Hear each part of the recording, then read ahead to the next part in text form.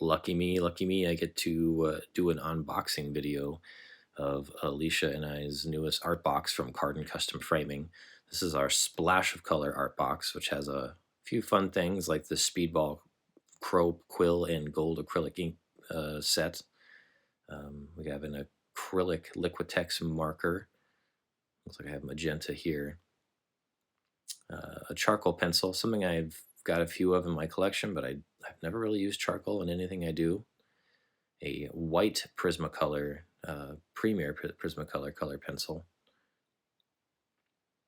Excuse my French, this one's a Caran D'Ache, looks like a yellow water-based crayon. And then a Sakura microperm permanent ultra fine line pen. Similar to a micron, but it had a little bit better ink, I feel like. And then some crescent illustration boards to kind of get you a creative swagger going.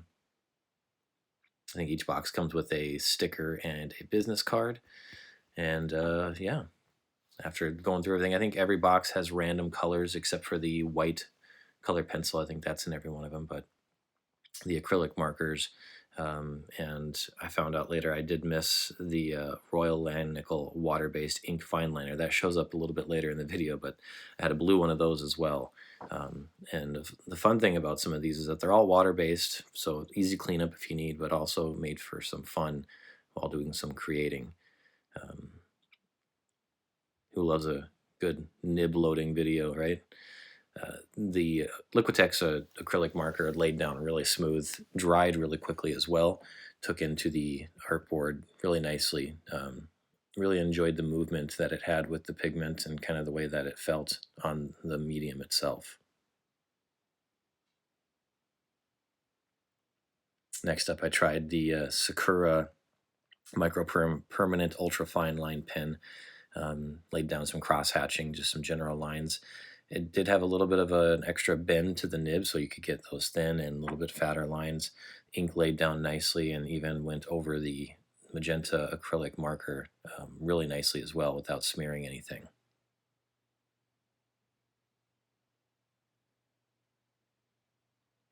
I moved on to the Caran D'Ache, and right away I had to admire its butteriness. It was really smooth, laid down on the illustration board really nicely. And again, it was later on when I was actually working with a few of these supplies is when Alicia walked by and said, "That's a water-based, uh, you know, art supply there." So I was able to apply water to kind of blend some things together, but it laid down really nicely. Again, layered over the acrylic marker and with the fine liner as well. This was a really smooth charcoal pencil that we have in the box here. Again, I don't use it very often in any of my sketching, but that might change just based on the extra ease it provided with some shading options.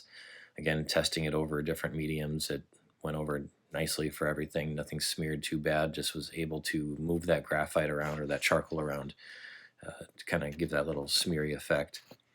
And then I went on to the white color pencil. Again, very buttery feeling with that color pencil. Prismacolor definitely knows how to kind of make the artist, get right into their work, and it seemed to just layer over everything again nicely as well.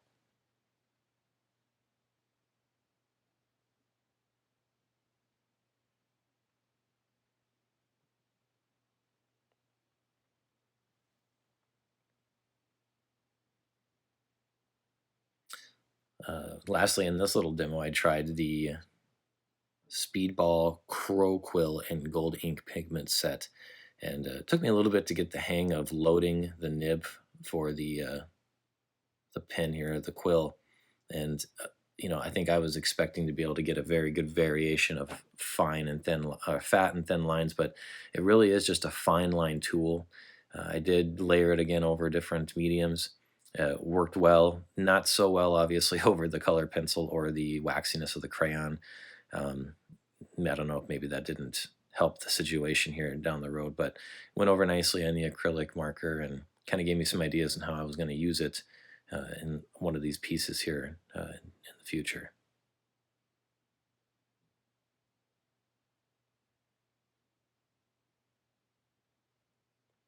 And honestly, any of you pen and inkers, those inkwell users, let me know what I'm doing wrong here. I'm sure I'm making a lot of people squirm, but I've never really used that before as a tool.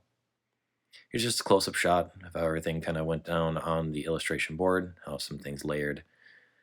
And then I kind of just went to it, just started making marks down with the magenta marker and kind of saw where that took me. And then from there, I just went one after the other. The fine liner, like again, I said, I think I show it here, but I found the Royal Langnickel water-based ink fine liner as well. It's kind of hiding behind the lip of the box.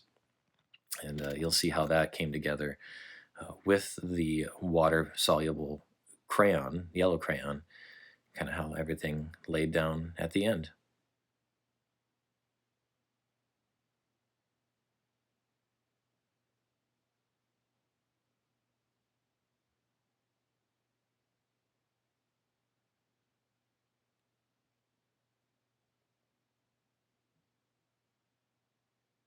And there's the there's the hidden star.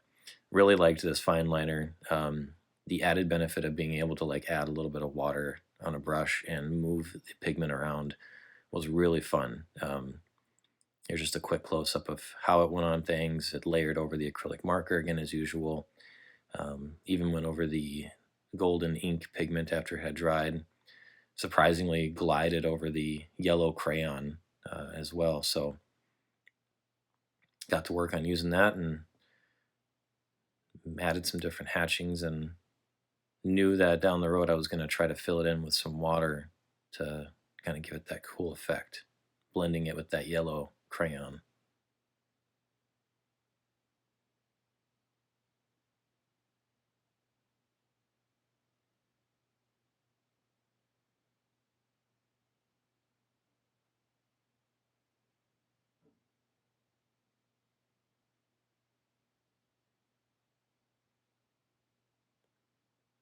Got my hands back on that fine liner, kind of got the hang of using it more. I was really satisfied with how I was able to incorporate it into the piece randomly.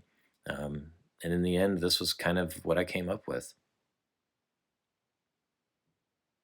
Don't ask me what it means or what it's supposed to be. It was just me layering mediums, seeing how things played together, experimenting, and just being as creative as I could in the moment.